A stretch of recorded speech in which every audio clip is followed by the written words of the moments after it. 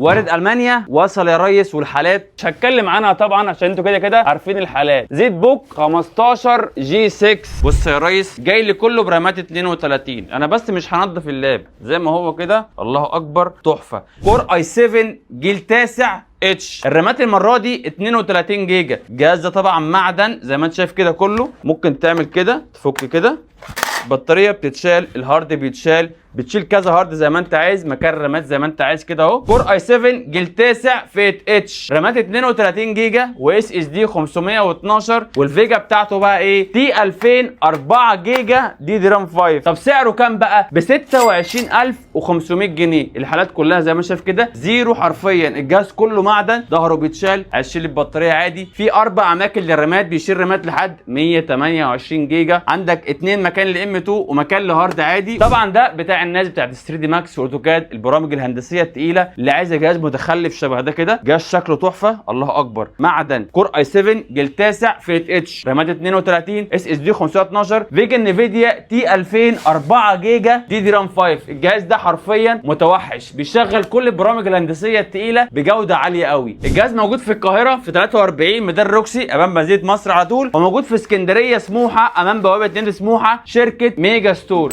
ميجا ستور اكبر تشكيله لابتوب حرفيا هتلاقيها في مصر.